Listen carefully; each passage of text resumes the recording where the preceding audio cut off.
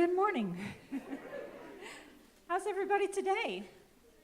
Good. Tired. Oh, you got a case of the Mondays and it's only Sunday. So this morning, as we talk together, I would like to talk a little bit about what makes Unitarian Universalists unique. What makes us UUs? Any ideas? What's special about us? What's different about us from other religious people? No? Yeah?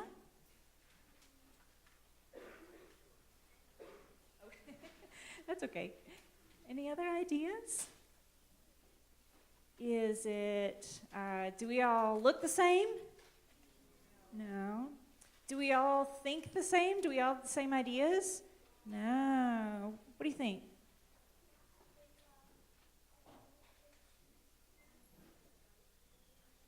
A lot of churches only have white people. We invite everyone. That's right. We're committed to racial justice. That's correct. Yeah, absolutely. But there are other churches that are committed to racial justice. It's true, although we hope to be known for that. You're right.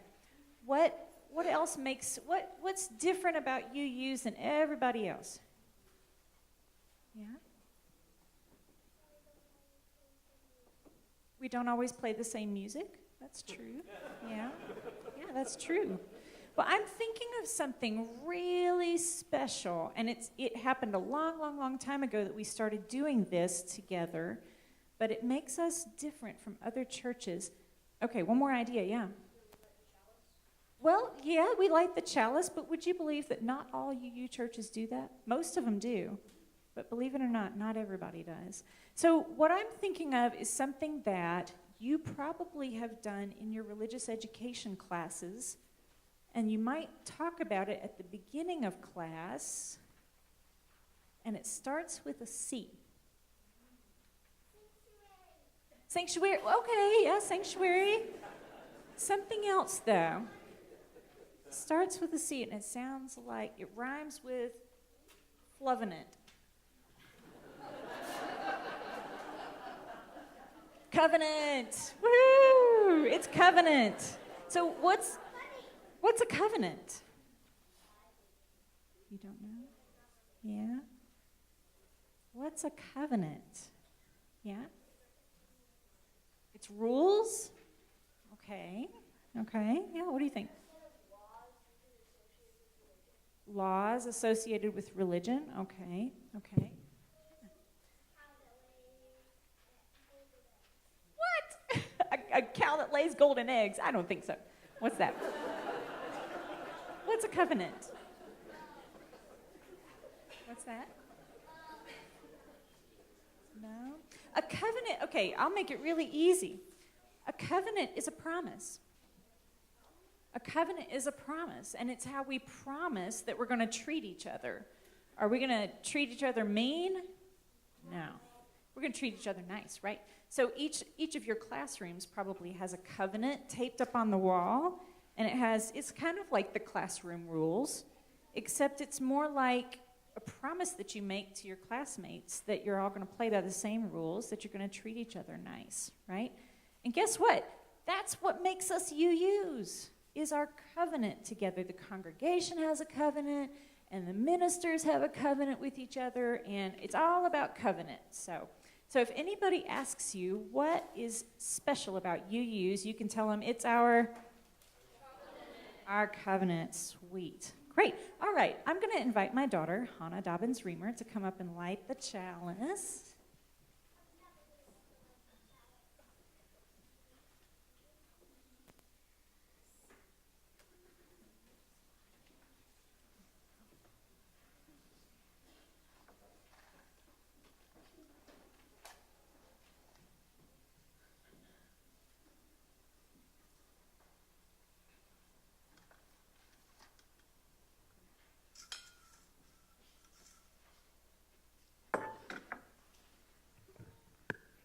Okay. Symbol of light, symbol of knowledge, symbol of warmth, symbol of freedom. We light this chalice as a symbol of our faith. Here we gather to celebrate hope and infinite possibilities of love.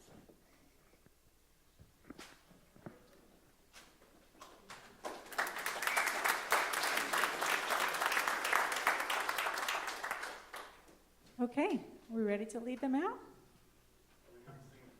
Oh, okay, we're going to sing first. I should have known that. All right, may I invite you to rise in body or in spirit, and let's sing together. Number 140.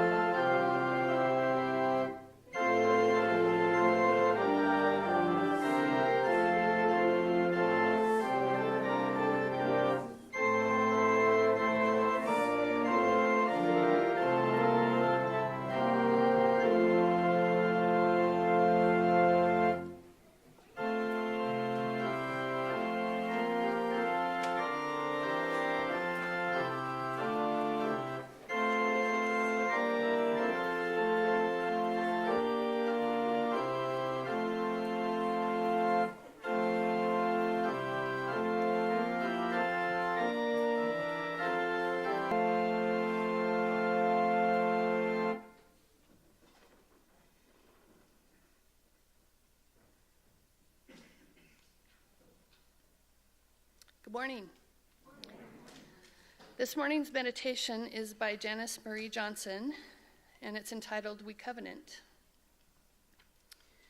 Covenants are intentional. Covenants are audacious. Covenants are a promise that can change our lives together in this faith. Together we will be stronger. Together we will be wiser.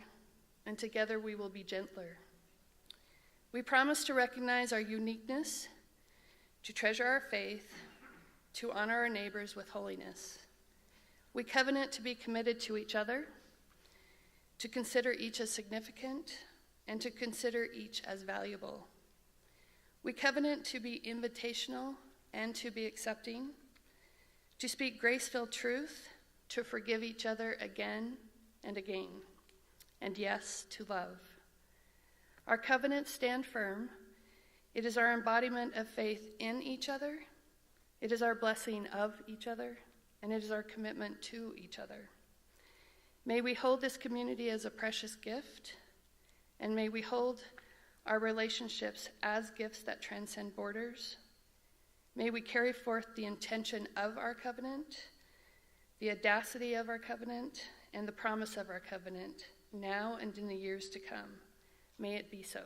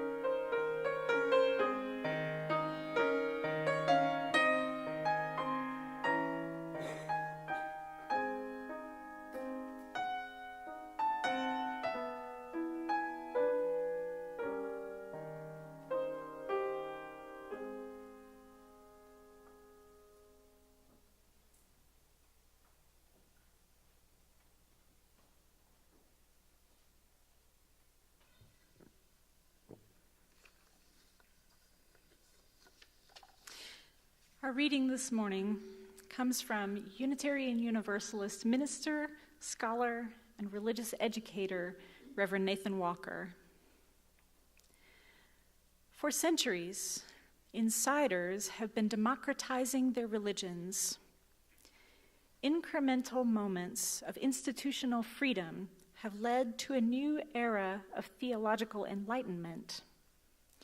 From out of ancient times until the twilight of now, these reformers have made a sacred vow to never mischaracterize freedom as a zero-sum game.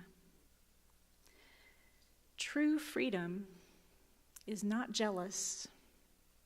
True freedom is not envious. True freedom is not spiteful. True freedom does not desire to restrict the rights of others. True freedom knows not a selfish thought, knows not how to threaten. To sense true freedom is to know that your win is my glory, and that your suffering is inextricably tied to my own. For the sum of all that is holy shines far beyond the tools of our evolving democracy, from party jingles to picket signs. The sum of all that is holy is found in our collective desire to know freedom, not as a political slogan, but as a way of life.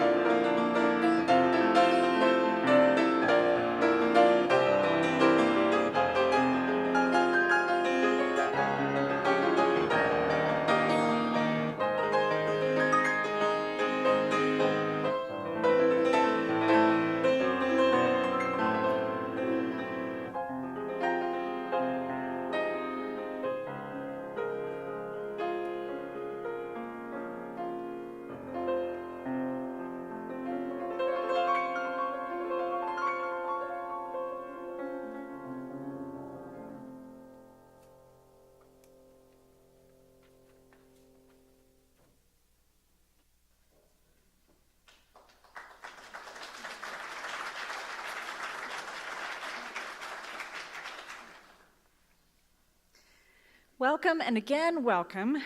I'm glad to see all of you here this morning. The church is very busy, and you'll find a list of our activities for the coming week or two in your order of service. I'd like to point out a couple of particular significance.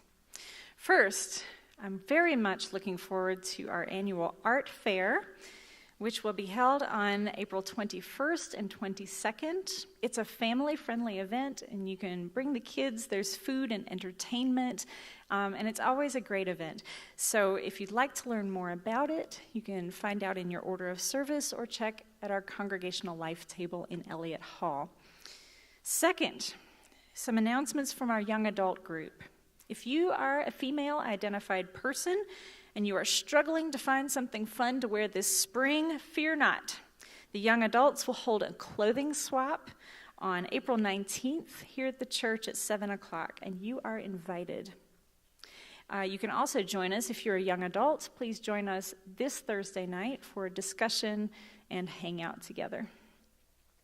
And finally, my second favorite season of the year after Christmas is pledge season, and it's coming to an end. So if you haven't filled out your pledge card yet, now's the time. With that, the offering will gratefully be received, and take a chance to greet your neighbors and friends.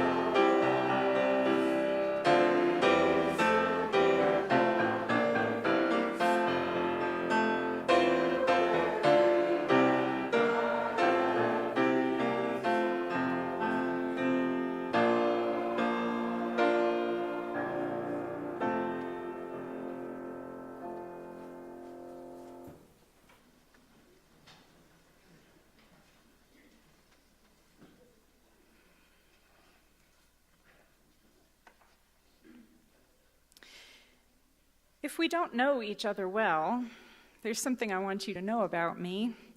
I am a huge nerd for all things religion. Why do people do religion? What kinds of things are meaningful to people? And what happens when we do religion together? And so one outlet for my religion mania is I kind of have a morbid fascination with cults. I know, it's crazy. Cult watching is not everybody's favorite hobby, but I got hooked as a teenager when I read the book Helter Skelter about Charles Manson and his family, and how his troubled mind heard messages in the lyrics on the Beatles' White Album. I read the book in shock and horror, wondering how people could become enthralled with ideas that were so dangerous and harmful. Since then, I've read about Jonestown, Waco, Heaven's Gate. I've seen every documentary on Netflix. I can't get enough. And I wonder how do people get wrapped up in these dangerous communities, and how could it be prevented? I think that my curiosity with religious cults stems from my deeply held belief that religion ought to be free. When religious people are turned toward control and corruption, they've lost their way. We remember from high school government class that freedom and responsibility are yoked together, and that in order to live together as one people, we surrender some freedoms in order to gain the benefit of peaceful coexistence. Yet there is a tension between social unity and individual freedom. The uniquely American interpretation of this tension has made us a creative engine for new religious movements like nowhere else on earth. Unitarian Universalism is, if I may be so bold, one of the successes of this creativity. The flourishing of cults is one of its shortcomings, in which religious freedom is twisted into a dangerous caricature. Not every religious community is a cult, thank goodness, for there's so much goodness in community. And of course, because I'm a religion nerd, I study the good communities too. Consider, for example, a monastery like Eiheiji in Japan, which has been training Zen Buddhist monks since the 13th century. Or the Taizé community in France, which brings Catholics and Protestants together in unity and welcomes over 100,000 youth from all over the world each year to pray and sing together. Or even a temporary religious community, like the Muslims who gather each year for the Hajj. What holds religious communities together?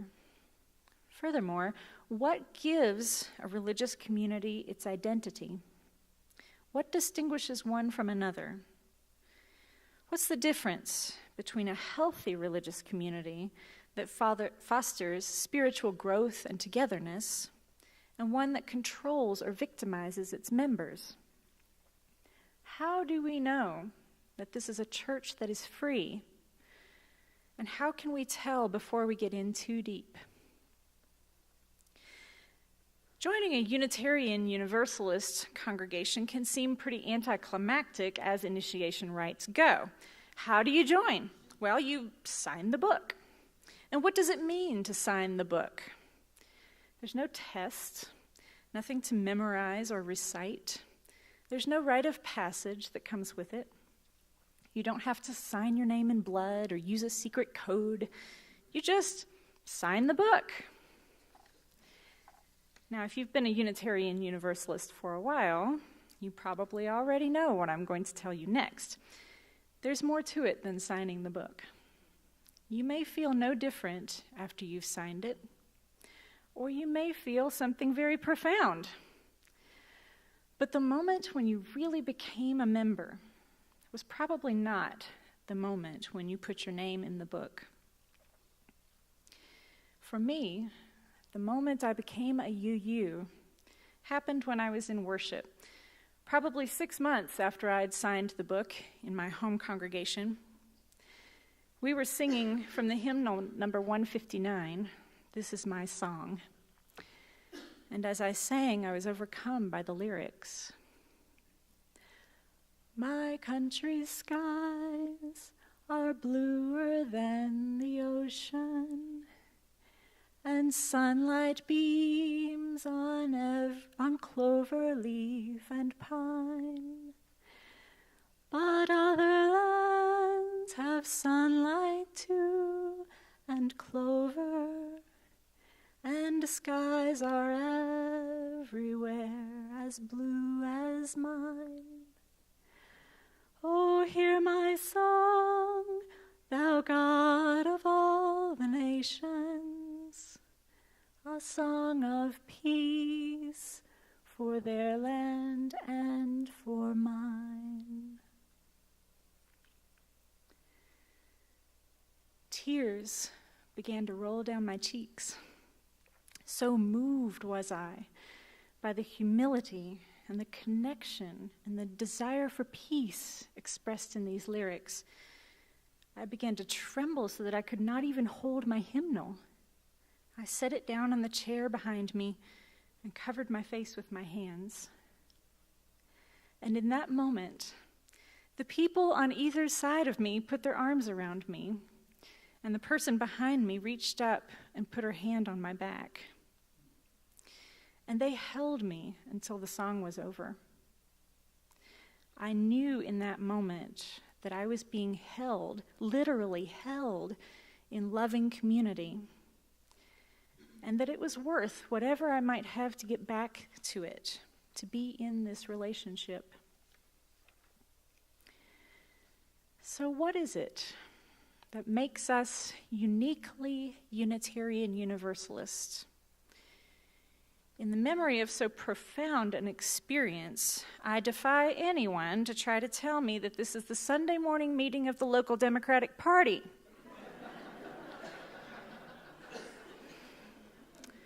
No, politics are not what bring us together as one body, and especially not partisan politics. Nor are we, like most religious communities, united by belief. It breaks my heart when I hear us described as a church with no beliefs. But I absolutely cringe when I hear us described as a church where you can believe whatever you want. No. These descriptions deprive us of the power we have as a sanctuary for the responsible search for truth and meaning. But moreover, we cannot define ourselves by what we are not and expect to last very long. Any institution that means to endure and exercise authority in society must know what it is for, not just what it is against. In here, we are doing something different, something better, even if it is sometimes harder. So here it is. Are you ready? What makes us Unitarian Universalists unique and special, what gives us our power, what binds us together for the ages, the practice of covenant. All right, now I know some of y'all are reaching for your inhalers right now because I just said a word you probably hoped you'd never hear again. It's one of those religious words that can sometimes make us break out in hives, along with righteousness, salvation, and about 20 other words that I guarantee you're going to hear me preach about at some point. Incidentally, while I was doing research for this sermon, I was amazed at how many death metal bands, violent video games, and horror movies have the word covenant in the title. I guess some people really are scared of it. Yet I refuse to let these words be misappropriated by fundamentalism. These words are imbued with richness and beauty and deserve better treatment than they get from religious conservatives. But especially covenant, because covenant belongs to us. This is our word. Unitarian Universalists have a claim on covenant that other American religions cannot make. We trace our religious ancestry right back in an unbroken line to the Puritans who left England in the 17th century to establish that city on a hill in Massachusetts to be an example of goodness to the wayward folks back home. The Puritans broke away from the Church of England because even after its Reformation split from the Roman Catholic Church, it still retained elements of popishness, and it wasn't pure enough to suit them. A group of them, led by John Winthrop, sailed off for New England and founded a religious community which became the Massachusetts Bay Colony. The churches, established by the Puritans in the 17th century, would eventually become the Unitarian parishes of the 18th century, and so these pilgrims are our direct spiritual ancestors. The Puritans that began leaving England from North America in the 1630s were focused on a single idea, that the Church of England had lost its way, and that God was moving people toward radical new approaches to religion. Of course, the Puritans were religiously and politically very different from us. Not only were they socially very conservative, they did not have any sense of separation between church and state. That modern idea would not really reach its potential for 250 more years. The Puritans aimed to establish a theocracy with a carefully calibrated partnership between church and the government. Now, a theocracy is hardly what comes to mind when we think of religious freedom today. But to the Puritans, the downfall of the church was located in the power of the clergy, who answered to the monarchy and profited from their positions. To them, the head of the church was Christ, and therefore no pope, bishop, or presbytery was needed to intervene between the faithful and their God. The only way to reform this imbalance of power was to reorganize the church so that the power returned to the people in the pews.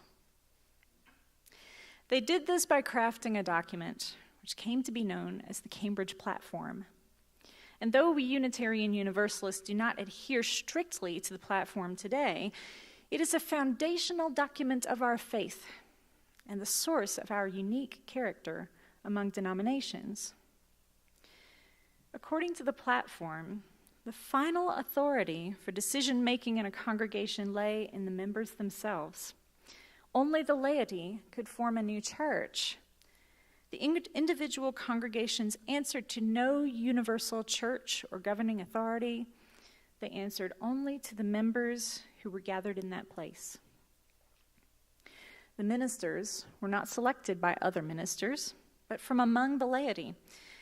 And their authority was conditional and could be taken away at any time. And so today, in Unitarian Universalist congregations, the ministers must first be lay people, and we are ordained by the people of a local congregation, not by other ministers and not by the Unitarian Universalist Association. But perhaps most importantly, the Puritans had wrested authority away from popes and priests because those leaders had proved to be fallible. They recognized their own human shortcomings, and they knew that moving authority from the pulpit to the pew would not be enough to overcome those human weaknesses. And yet, they understood salvation to be a gift from God. How could they hold the people together without force? Thus, the Cambridge Platform acknowledges that to join a community of individuals must be voluntary. No one could make the choice for you. You had to accept the responsibility for yourself. You had to promise to uphold the community and stay with it for the good of all. That promise was framed in terms of the oldest promises that these people could imagine, the covenants made between God and the ancient Israelites.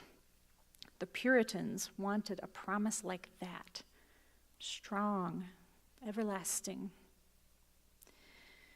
And that is our heritage as Unitarian Universalists, the burden and gift of covenant, which we have been carrying together ever since the Cambridge Platform in 1642. A covenant at its best is a promise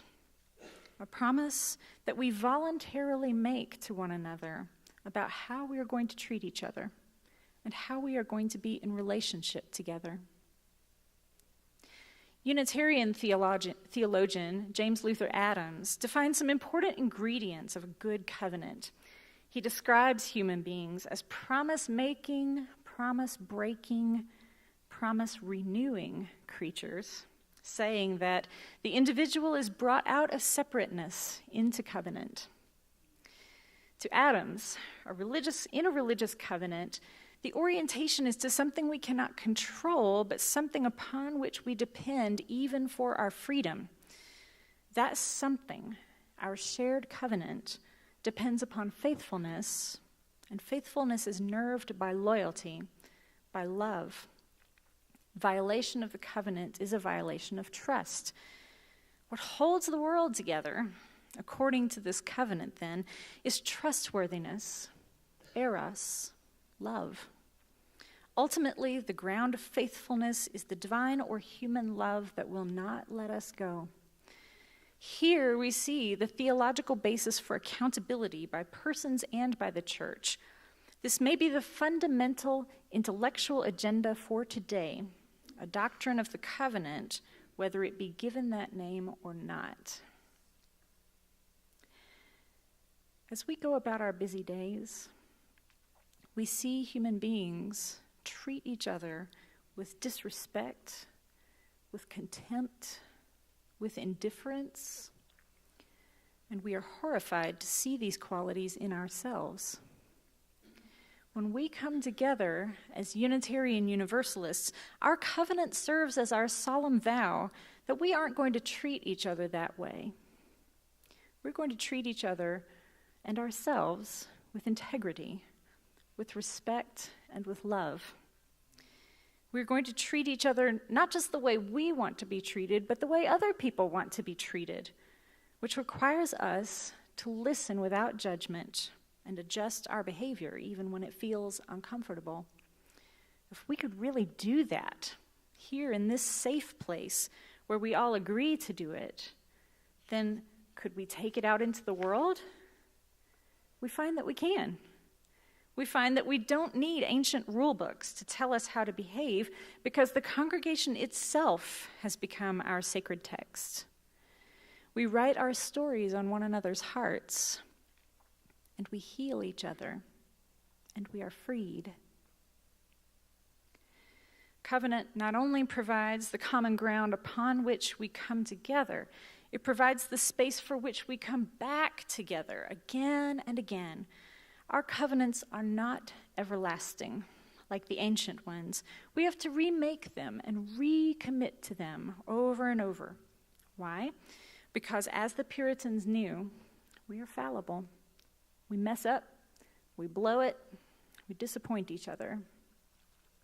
And what's more, when we accept the covenant of the congregation, we aren't just making promises with the people we like. We also have to make it with people who rub us the wrong way, the people who believe things that sound disagreeable to us, the people who make their potato salad with mustard. The covenant has to include us all, or it means nothing. Now, where else in society can you experience something like this? So, what does it mean to sign the book? To sign the book, to join a Unitarian Universalist congregation, means to accept our covenant. It means to agree to live and work together among us by the common agreement we have all made. In the words of John Winthrop, in his archaic language, we must be knit together in this work as one man. We must entertain each other in brotherly affection. We must delight in one another. Make our others' conditions our own. Rejoice together, mourn together, labor and suffer together, always having before our eyes the commission and community in the work. May I, as a minister of this congregation, one called from among you, invite you to join us in this work. Amen.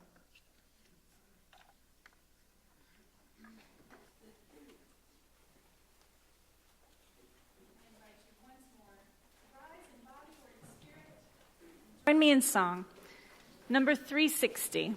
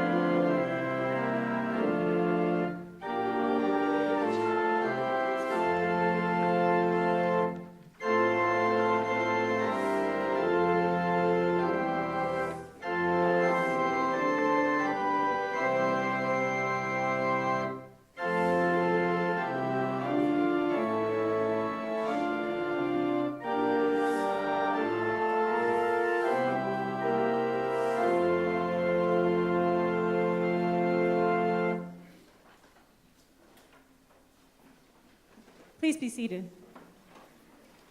I come down from the pulpit to be among you, one called from among you, and invite you into our congregation's covenant. The church shall be a fellowship of individuals with free minds, having for its object the study and practice of liberal religion, including the principles propounded by the Unitarian Universalist Association, the development of a more meaningful life for each of its members and friends, and the building of a better community and world. Love shall be the spirit of this church, with service to one another and to the larger community its greatest concern. The members and friends of the church do hereby covenant to dwell together in peace, to seek the truth in all things, and to help one another. May it always be so here in this place.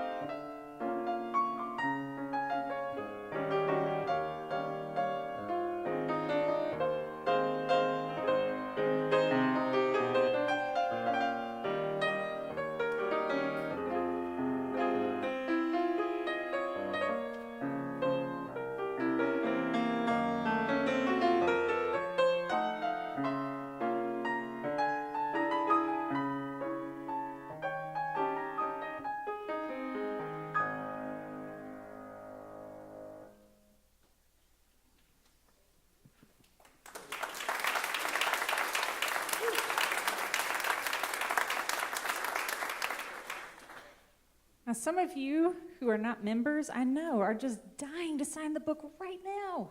But guess what? We have an event for that. On Monday, a week from today, the 16th, we will have a new member ceremony in which we will invite folks who would like to become members of the congregation to sign the book here. If you have become a member of the congregation within the past year, you are also invited. And if you are just dying to surround these people in covenant and support them, well, come on. We welcome you too. What I do ask is that you RSVP so that we know how many people are coming. It's going to be a really special time, so I invite you. Just check with Marion and Nancy at the Congregational Life table, and they will help you out. Now, let's break for coffee and conversation.